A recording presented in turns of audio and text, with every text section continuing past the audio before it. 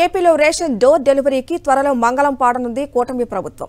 Ration door delivery కోసం కొన్న వాహనాల వల్ల కార్పొరేషన్పై 1500 కోట్ల భారం పడిందని పౌర సరఫరాల శాఖ మంత్రి నాదెండ్ల మనోహర్ అన్నారు. అన్ని వర్గాలతో చర్చించి ఒక నివేదిక సిద్ధం చేస్తామని, దీనిపై కేబినెట్లో చర్చించి త్వరలో నిర్ణయం తీసుకుంటామన్నారు. దాదాపు 1500 కోట్ల ఆర్థిక నష్టం కలిగే విధంగా మన కార్పొరేషన్కి 9260 మొబైల్ డిస్పెన్సింగ్ యూనిట్లు కొన్నారు. వీళ్ళు ఎవరైతే దీంట్లో స్టేక్ హోల్డర్స్ ఉన్నారో అందరితో సంప్రదించి మేము నిర్ణయం తీసుకుంటాం. అదేగా we'll consult all stake holders.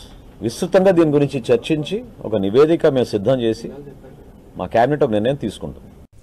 Ration door డెలివరీకి సంబంధించిన మరింత సమాచారం మా ప్రతినిధి వినాయక్ అందిస్తారు. వినాయక్, చెప్పండి, రేషన్ డోర్ డెలివరీకి మంగళం పాడినట్లేనా కూటమి ప్రభుత్వం?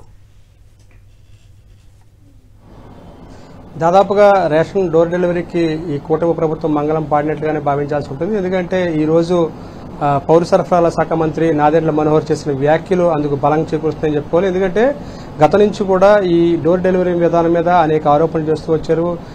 వాస్తవంగా చూసుకుంటే కనుక 2021 జనవరి 21 తేదీ నాడు రాష్ట్ర వ్యాప్తంగా ఈ డోర్ డెలివరీని అప్పటి ప్రభుత్వం వైఎస్ఆర్సీపీ ప్రభుత్వం నాటి ముఖ్యమంత్రి వైఎస్ జగన్మోహన్ రెడ్డి ప్రారంభించడం జరిగింది. పాదయాత్రలో చాలా మంది లబ్ధిదారులు నేరుగా ఈ రేషన్ తీసుకోవడానికి పడుతున్న ఇబ్బందులు కానీ, అదేవిధంగా పేదలకు ఇబ్బందులు తొలగించడం కోసం అప్పటి ప్రభుత్వం రేషన్ డోర్ డెలివరీకి ప్రారంభించడం జరిగింది. ఈ నేపథ్యంలో దాదాపుగా 9260 వాహనాలను కొనుగోలు చేయడం జరిగింది. వీటన్నిటి ద్వారా కూడా ప్రతి వాహనానికి జీపీఎస్ ట్రాకర్ అమర్చడం, అదేవిధంగా నిరుద్యోగులకు ఈ వాహనాన్ని 60% సబ్సిడీ మీద ఇచ్చి వారందరికీ కూడా పరోక్షంగా ఉపాధి కల్పించడం ద్వారా ఈ రేషన్ డోర్ డెలివరీకి అటు ప్రజలకు మేలు చేకూర్చే విధంగా, మరోవైపు నిరుద్యోగులకు ఉపాధి కల్పించే విధంగా ఈ చర్యలు ప్రారంభించింది.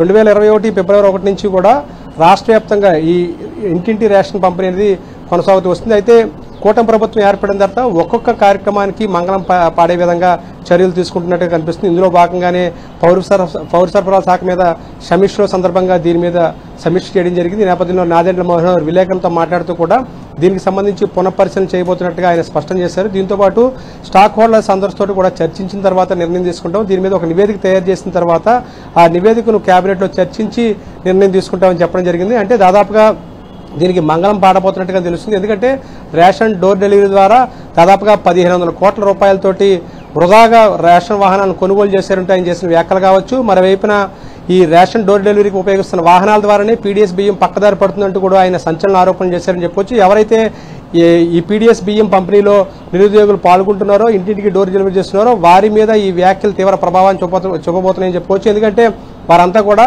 పీడీఎస్ రైస్ ని ఇంటింటికి కూడా సరఫరా చేయడం జరుగుతుంది. దీనికి ప్రత్యేకంగా ప్రతి వాహనానికి కూడా ఒక జీపీఎస్ ట్రాకర్ కూడా అమలు చేయడం జరిగింది. ఎక్కడైనా సరే వాహనం పక్కదారికి వెళ్ళినా, అదేవిధంగా రేషన్ పక్కదారి పట్టినా కఠిన చర్యలు తీసుకునే విధంగా ఇప్పటికే పౌర సరఫరా శాఖ అన్ని చర్యలు తీసుకుంది. కానీ దీని మీద రేషన్ బియ్యం పక్కదారి పడుతుందంటూ కూడా మంత్రి చేసిన వ్యాఖ్యలు చూస్తే కనుక ఈ మొత్తం వ్యవహారానికి, అంటే ఈ మొత్తం వ్యవస్థకి మంగళం పాడే విధంగానే ఆయన వ్యాఖ్యలు చేసినట్టుగా భావించాల్సి ఉంటుంది. ఇందులో భాగంగానే త్వరలోనే ఈ డోర్ డెలివరీ ఇంటింటికి రేషన్ పంపిణీ అనేది పూర్తిగా నిలుపుదల చేయడానికి కూటమి ప్రభుత్వం చర్యలు తీసుకుంటుందని చెప్పుకోవచ్చు మనం. Thank you Vinayak.